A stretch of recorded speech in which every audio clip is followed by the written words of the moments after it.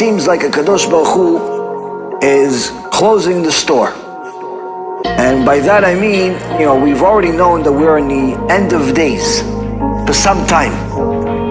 But as you get closer and closer to the end, a lot of things that we took for granted, or perhaps things that were going good, start going the opposite end. As I mentioned to you guys a few times over the last couple of months, especially in the last month, a year ago, the world was in relatively good shape. People were doing great financially. The market was at all-time highs. The economy was doing fantastic worldwide. The Jewish people have been at a state where they're the richest they've ever been since the time of Shlomo HaMelech. The average Jew is complaining not because he doesn't have money. The average Jew is complaining because he feels like he should have even more. I only made $150,000 last year. Only $150,000 last year. He doesn't realize that 5 years ago he was barely breaking $40,000. Now he's making $150,000 and he's complaining. Rabbi, it's barely $10,000 a month. $12,000 a month. Rabbi, who could live on such a thing? I don't know, 90% of the world. But the point is, Rabotai, is that people got comfortable. A lot of people made money in the stock market, in real estate market, in all types of shtuyot like bitcoins, and all types of cryptocurrency, making money off of Amazon, selling stuff, eBay. People have made money from all types of things over the last several years. There's good news and bad news. Good news is, all that is about to end. Bad news is, all that's about to end.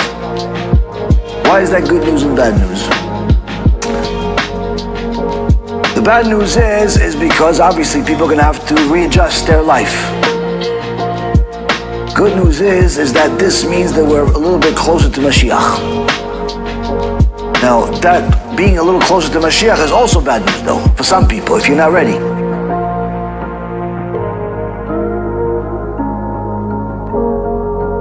We have to do ishtadlut to keep our life safe. Of course, life and death is in the hand of Hashem.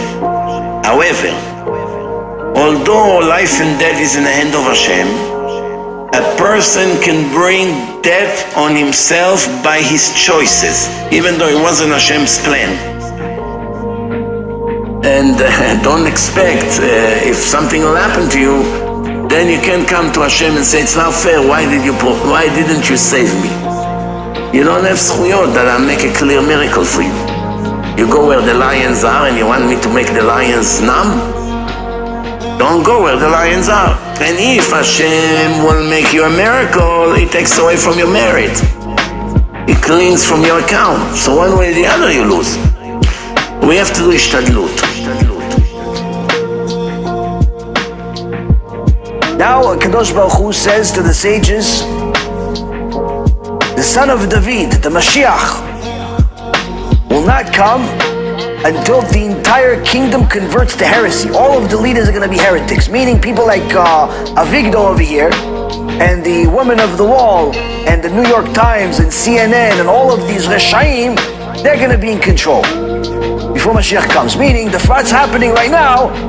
If the good side doesn't win, or the lesser bad doesn't win, don't be surprised. It just means we're closer to Mashiach. If we had emunah, it will never break us. When you have emunah, you know this world is a blink of the eye. My job is to focus, to gain as much as I can. Anyway, soon I'm moving on. And nothing will break me. Problem is when you don't learn Torah, you don't listen to strong Musar talks, you don't read the right books, you don't have the right rabbi, then what happened? Your ideology becomes crooked.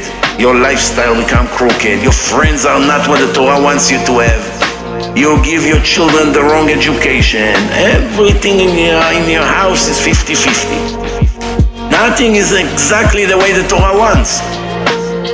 No wonder how everything collapses sometimes. But if you have emunah, nothing breaks you.